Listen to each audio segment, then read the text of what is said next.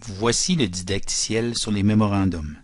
Les mémorandums servent à créer soit des communications avec des clients, soit des priorités que nous désirons assigner à un employé ou encore nous assigner personnellement. Vous pouvez accéder à cette fonction à partir du menu principal en cliquant sur l'onglet Opérations et en sélectionnant Mémorandum.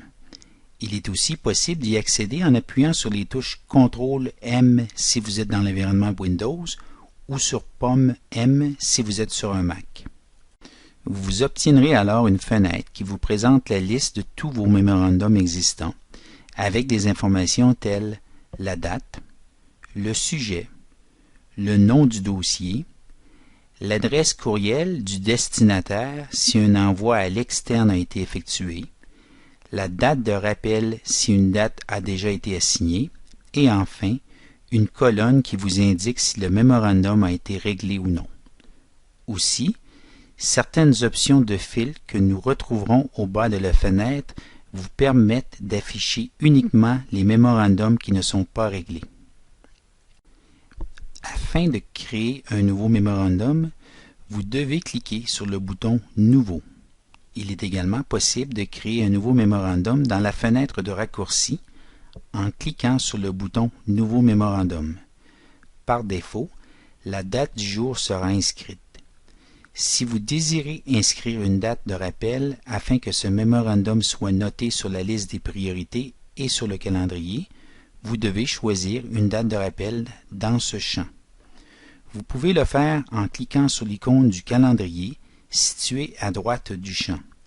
Aussi, si vous le souhaitez, vous avez la possibilité de choisir une heure précise en utilisant le champ voisin. Un mémorandum doit être associé à un dossier. Donc, vous pouvez accéder à la liste des dossiers en cliquant sur le bouton « Parcourir » et vous devrez sélectionner un dossier. Wizsoft insérera automatiquement le client associé au dossier sélectionné ainsi que l'employé qui est responsable du dossier. Par contre, il est tout à fait possible de sélectionner un autre employé en utilisant la liste déroulante. Si cet employé n'a pas été associé au projet, Wizsoft vous avisera que l'employé ne fait pas partie de l'équipe du dossier et vous demandera si vous désirez ajouter cet employé en tant que membre de l'équipe. Si vous acceptez, son nom sera automatiquement ajouté dans ce dossier. Ensuite, idéalement, vous devriez inscrire un sujet et possiblement un message. Dès que le tout est complété, vous avez le choix entre deux options.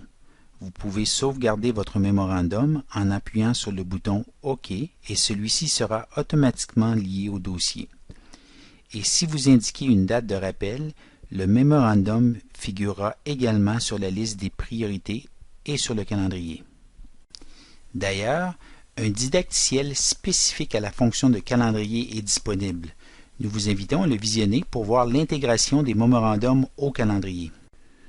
L'autre option vous permet d'envoyer ce mémorandum au client. Pour ce faire, vous devez cliquer sur le bouton « Envoyer ». Une nouvelle fenêtre apparaîtra pour vous permettre de sélectionner la personne à qui vous souhaitez faire parvenir ce mémorandum. Les noms qui figurent dans cette liste déroulante sont ceux qui ont été ajoutés dans le dossier client. De plus, vous pouvez par la même occasion envoyer des mémorandums à plus d'un destinataire. Pour ce faire, vous n'avez qu'à ajouter les adresses de courriel, chacune étant séparée par une virgule. Prenez note que si vous désirez effectuer un envoi multiple, Wizsoft autorise un maximum de 20 destinataires. Vous devez ensuite cliquer sur « Envoyer ». Retournons maintenant à la liste des mémorandums afin de vous présenter quelques autres fonctions. La première vous offre la possibilité de dupliquer un mémorandum. Prenons l'exemple d'un ingénieur qui voudrait effectuer mensuellement une analyse de structure. Alors, je sélectionne le mémorandum original et je clique sur le bouton « Dupliquer ». Une nouvelle fenêtre s'ouvre et vous avez 3 champs à compléter. Au premier champ, on vous demande le nombre de copies, c'est-à-dire le nombre de répétitions du mémorandum. Au deuxième, on vous demande à partir de quelle date vous souhaitez faire la mise en place, mais par défaut, la date du jour est affichée. Finalement, au troisième champ, on vous demande de choisir le nombre de jours entre chaque répétition. Par défaut, le système affiche 7, soit une semaine.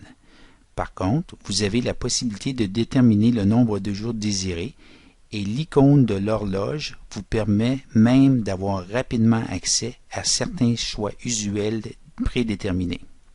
Une autre fonction que je voudrais vous présenter est la façon de convertir un mémorandum en entrée. Pour ce faire, vous choisissez le mémorandum et cliquez sur le bouton « Convertir », ce qui vous permet de convertir le mémorandum en une nouvelle entrée. Alors, une nouvelle fenêtre s'ouvrira et vous devrez compléter certains champs. Par contre, puisque certaines informations proviennent du mémorandum, certains champs présentent déjà l'information pertinente. N'oubliez pas d'appuyer sur la touche OK pour enregistrer cette nouvelle entrée. Finalement, vous avez la possibilité de supprimer un mémorandum à partir de cette fenêtre et le bouton Tri vous permet de trier les mémorandums à partir de certains critères. Des fonctions de recherche et d'impression sont également accessibles. Ceci complète maintenant le didacticiel sur les mémorandums.